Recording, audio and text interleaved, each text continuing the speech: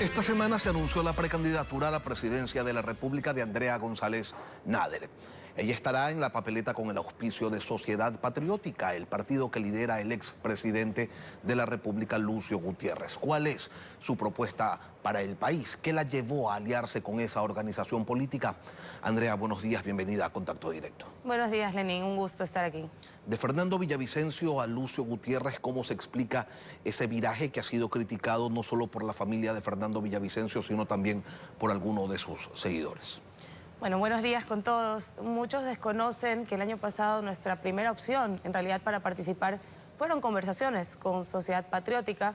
Hay muchos testigos de esas primeras conversaciones. Y luego se tomó la decisión, en mi opinión, un error que terminó como resultado en la ruptura de una bancada que pudo haber sido el cambio que esperábamos en esa Asamblea Nacional. ¿Fue un error aliarse con Construye? Bueno, yo lo considero así y respeto las opiniones, porque no se concretó ese plan para llegar a los objetivos y lo demuestra la ruptura de la bancada como tal y los diferentes, realmente los cruces que hay entre cómo llegar a esos objetivos desde la bancada de Construye. Fue desde el comienzo una opción que se conversó, incluso luego vimos que parte de la fracción de gente buena hizo la alianza con Sociedad Patriótica porque ya había habido una previa conversación. Esto es parte de una narrativa del establecimiento que quiere posicionar como que fueran cosas muy distintas. Tanto Sociedad Patriótica como en su momento lo que representaba todo lo que el correísmo perseguía, fueron parte de esa persecución también. Y ahí es donde se unen estas dos luchas, si queremos verlo así. Ambos fueron perseguidos durante 10 años por el gobierno de Rafael Correa. ¿Y cómo se retoma ese diálogo? ¿Quién llama a quién? Bueno, siempre han estado abiertas las líneas. Yo considero que tengo una buena relación con esa facción de la familia de Fernando, que es con quienes he tenido acercamiento. Las opiniones siempre son válidas y uno no es monedita de oro para caerle bien a todo el mundo. Entiendo que es difícil completar todo el esquema como todos quieren, pero este proyecto no puede acabar de la manera que acabó el año pasado nuestra campaña. Tiene que seguir adelante y no es tomarse el nombre de alguien, es continuar con ese proyecto y sumando ideas.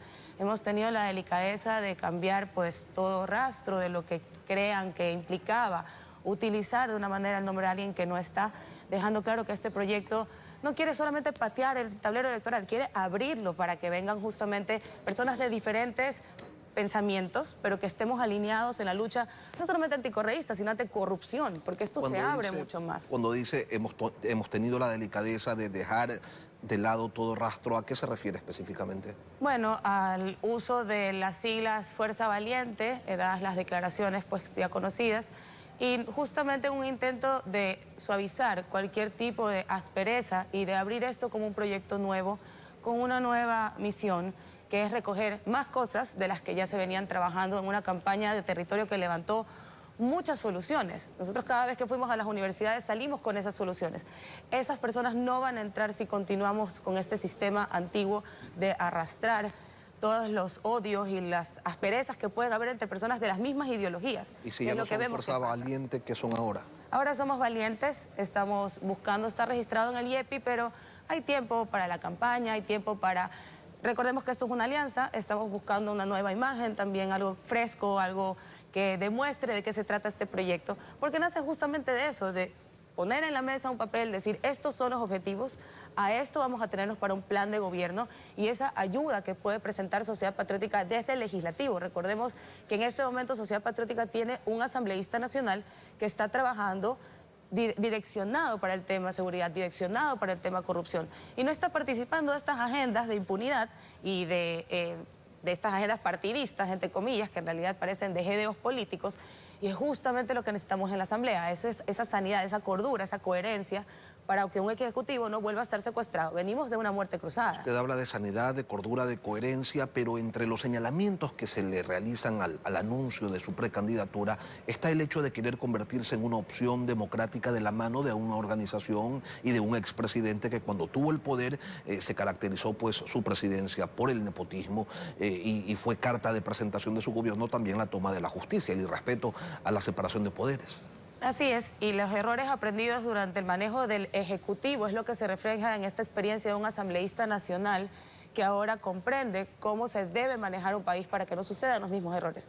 Es muy valiosa esa experiencia. Pocos asambleístas tienen la experiencia de haber pasado por un ejecutivo y de los últimos expresidentes ninguno puede caminar libremente por la calle y ejercer su política de una manera sana. Entonces, todos están o prófugos o tienen juicios políticos. Entonces, definitivamente, no estamos diciendo que no se tiene ningún pasado, pero es un pasado rico en experiencia y que están demostrando desde la Asamblea Nacional ser esa bastión que necesitamos para que los poderes del Estado, a pesar de ser independientes, no vivamos el eterno secuestro del Ejecutivo. Pero no es cualquier pasado, pues, José, es un pasado de irrespeto a la independencia de las funciones del Estado, de haberse tumbado a la Corte Nacional de Justicia con la intención en aquel entonces de favorecer al expresidente Abdalá Bucaram Ortiz. Lucio Gutiérrez le ha reconocido a usted, se lo pregunto, que fue un error aquello. Sí, y sobre todo recordar que esto fue una decisión que se acepta también desde el Congreso Nacional de ese momento. Es decir, vuelve a haber desde esas épocas un secuestro del Congreso hacia el Ejecutivo, donde el Ejecutivo cede ante las peticiones de un Congreso que mayoritariamente lo que quiere es cumplir su agenda de impunidad, de regresar a aquellos prófugos, logrando cambiar a la mal llamada o bien llamada pichicorte. Se repite la historia, tenemos de nuevo una asamblea. La moción la realizó en aquel Congreso, si no me equivoco, Luis Villasís, que en ese tiempo pertenecía, no sé si todavía, pero pertenecía a los registros del MPD, del Movimiento Popular Democrático. Entonces, ¿cuáles son los alcances, Andrea, de esta alianza que usted tiene con Sociedad Patriótica? Ellos ponen el partido para que usted pueda ser candidata y ¿qué les da usted a cambio? Bueno, esto no ha sido justamente este tipo de negociación de yo te pongo el partido y tú me das entonces ministerios, para nada. Esto es centrado en un objetivo y es clara la misión. Ellos tienen una misión enorme en la Asamblea que se está cumpliendo. Los proyectos que ha presentado Lucio Gutiérrez, el asambleísta nacional, de este momento van de la mano justamente con este plan de gobierno del Ejecutivo. El binomio son Andrea González y ya sabremos quién, y el binomio hemos sido enfáticos en pedir que venga desde la opinión de Andrea González. Ya hemos visto lo que pasa cuando los binomios no se escogen pensando en un plan de gobierno, sino en un cálculo político, lo mal que puede salir. Y las experiencias tan contrarias de lo que vivimos ahora con la vicepresidenta y lo que viví yo en mi campaña son las líneas rojas por donde hay que ir para escoger al binomio. Nuestro binomio... ¿Y las líneas rojas son? Las líneas rojas son PSC, RC5, las personas que quieren desestabilizar el país desde tan lejos como Washington. No, con el actual presidente realmente tenemos pocas diferencias de objetivos, de cómo llegar, las cosas se pueden haber hecho de mejor manera, pero realmente no considero que es parte de con quienes hay que luchar. Queda claro quiénes hay que desterrar y luchar y con quienes se puede competir, debatir, limar asperezas, mejorar.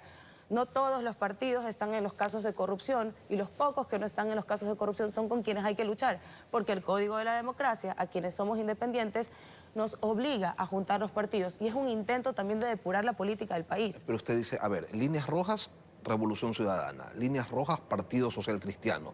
Y a quien se alía con el Partido Social Cristiano y con Revolución Ciudadana, ellos sí no están dentro de las líneas rojas. Depende, si es que son claros los objetivos, pueden haber alianzas locales, se vienen también alianzas en el tema provinciales, vamos a ver unas mezclas un poco extrañas y debemos comprender algo y es peligrosísimo esto. No solamente tenemos un PSC o un RC5, sino que ya vienen con el titular y con el suplente, ya se están cambiando de camiseta y vienen con la Liga Junior de la corrupción. Entonces hay que tener claro que contra quién estamos peleando. ¿Qué es la Liga Junior de la corrupción? La Liga Junior de la corrupción es esta junta entre PSC, RC5 en alcaldías, en candidatos, en nuevos movimientos políticos que se llaman con otros nombres y veo que será un reto muy difícil sacar todo el pasado que tienen sus propias casas políticas. Entonces cuidado solamente nos estamos cambiando los engranajes y esto sigue funcionando para comprar jueces, para comprar fiscalías. Está demostrado que el partido de derecha y el partido de izquierda no han hecho absolutamente nada, ni por la derecha ni por la izquierda. Ambos han usado el mismo sistema de jueces corruptos. Y en eso se basan estas nuevas mezclas que van a venir. ¿Usted, Andrea, es una mujer de derecha, es una mujer de izquierda? Yo soy una mujer de centro, pero si lo queremos clasificar de una manera más corta, en el plano económico tiendo mucho a la derecha y en el plano social soy una persona libertaria que cree que la justicia debe llegar a aquellas comunidades que no la han tenido y que sí, definitivamente hay grupos vulnerables de este país que tienen una larga lista de espera en que realmente se los valore. Entonces, la derecha no ha sabido reconocer que hay verdaderas luchas sociales en este país que merecen atención y la izquierda ha utilizado todas esas luchas sociales para tener votantes.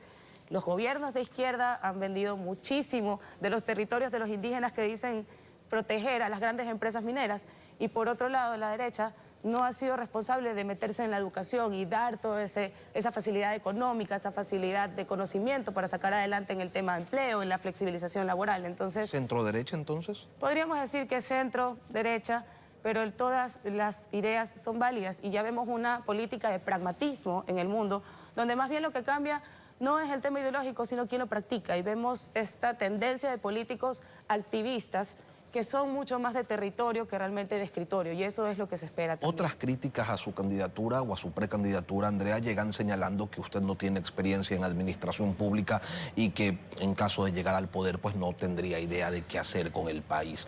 ¿Qué les responde?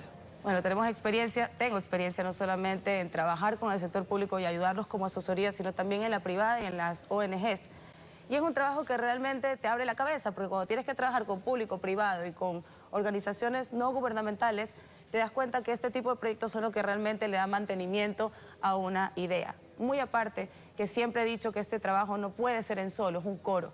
Nosotros estamos trabajando con los mejores y tendremos a la gente con mayor experiencia y más capacitados hombro a hombro para sacar al país adelante sin problemas de celos, resentimientos o competencias por pantallas y luces. Aquí este esfuerzo para sacar adelante el país es necesario entender que un gobierno guerra puertas afuera tiene que estar en guerra también puertas adentro. Y en ese sentido, pues, estoy segura que estamos conversando con los más capacitados y son más que bienvenidas las canitas, la experiencia.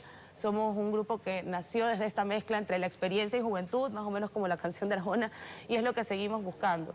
Es difícil sacar adelante un país solo, adelante con jóvenes. Reconocemos que hay experiencias valiosas que tienen que sumarse y esos errores aprendidos, esa experiencia que tengan, son más que bienvenidos en esta mesa de diálogo. Hablemos un poquito de sus planes entonces, Andrea. ¿Qué acciones entiende se deben implementar, por ejemplo, para hacerle frente a la inseguridad?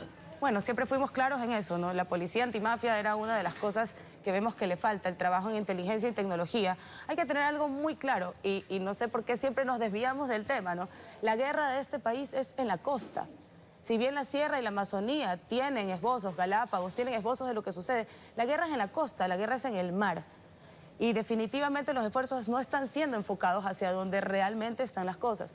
Mucho por hacer todavía esta guerra de territorio, incluyendo el trabajo en inteligencia con entes internacionales. Sería de ilusos pensar que Ecuador solo podría detener al cartel de Jalisco Nueva Generación o al cartel de Sinaloa. Entonces estamos hablando de este trabajo en conjunto que no solamente tiene que verse, sino también tiene que sentirse en la calle. Hablamos siempre de lo importante que era la protección al tejido social. Habla de la protección de las economías locales. No solamente hay que mandar a los militares a donde se considera que hay más o menos riesgo en ese momento. Hay que mandar a los militares donde se están moviendo las economías locales. De lo contrario, tú fuerzas a estas personas a cambiarse a la economía ilegal y la economía ilegal alimenta la guerra. Entonces, un padre de familia que no tiene cómo vender su producto porque el lugar en el que lo hacía ya no es seguro, lo estás volcando al chulquero. Y el chulquero finalmente es economía ilegal. Entonces, hay mucho que hacer. Respetamos que, obviamente, los tiempos electorales nos van a dar el permiso para dar las propuestas, pero lo decimos en un son de ayudar. No nos estamos guardando las ideas para cuando nos toque, sino que sean utilizadas en el menor tiempo posible. En materia económica, Andrea, en generación de empleo, ¿cómo lograr que la gestión se vea reflejada en los indicadores nacionales, en los del INEC, en los del Banco Central, en los de la seguridad social? Bueno, somos bastante enfáticos en decir que hay que darle un alivio a la economía. Nosotros somos de la propuesta de disminuir el ICE y el ISD. Son dos impuestos que creemos que han golpeado de manera excesiva al bolsillo. El IVA es algo que ojalá en miras se pueda bajar, pero en este momento en un estado en guerra es muy difícil comprometernos a bajar el IVA como tal. ¿Qué piensa sobre los subsidios? Los subsidios tienen que ser focalizados hacia lo que genera empleo para todos. Nosotros proponemos cambiar el nombre de subsidio en primer lugar porque a nivel mundial ya no se estilan los subsidios, no solamente porque lo diga el FMI o no, sino porque los otros países cuando te compran un producto que estás exportando, si tú como Estado lo estás subsidiando, les parece una competencia desleal, llámese dumping. Entonces ya no es solamente cuestión de lo que diga el FMI, el mundo entero se está moviendo para otro lado. Lo que existe en el mundo que todavía funciona son los subsidios agrícolas. Esos subsidios enfocados justamente a esa industria que puede producir trabajos, que necesita tecnología, que necesita un producto elaborado. Que beneficia a los más pobres y que garantiza soberanía alimentaria. Que focaliza, exactamente. Hay ejemplos muy interesantes. Las universidades del mundo nos estudian, como el caso de Ecuador, y nos comparan con Indonesia o Marruecos, países que ya lograron salir del subsidio de los combustibles fósiles y enfocarlos de una manera más objetiva. Andrea, su compañero de fórmula, ¿cuándo y sobre todo quién lo define? ¿Lo escoge usted o lo escoge Lucio Gutiérrez? Lo escojo yo. Andrea González Nader es la que escoge su binomio. Tenemos claro lo importante que es tener un binomio que esté alineado. Con Sociedad Patriótica estamos alineados en los objetivos y en ese plano también estaremos alineados con el binomio. Será anunciado en su momento. Estamos conversando con excelentes perfiles. Realmente es inspirador ver cómo hemos llegado tanto a jóvenes como a generaciones distantes. Y será anunciado en su momento y con todo el peso que representa romper este paradigma. Ahora entiendo a los binomios hombres cuánta presión tienen en escoger su binomio y es algo interesante hacer este ejercicio de por fin tener en la política una mujer que no represente los intereses de nadie más, sino un proyecto que ha venido construyendo con otras personas, pero que lo lidera ella misma. Y el binomio lo escoge Andrea González Nader. Lucio va de candidato. ¿Cómo está en este momento de asambleísta nacional haciendo un buen trabajo desde la asamblea? Y pues toda la experiencia es bienvenida. Andrea González, precandidata presidencial, gracias por acompañarnos hoy aquí en Contacto Directo. Gracias, Lenín. Buenos días a todos.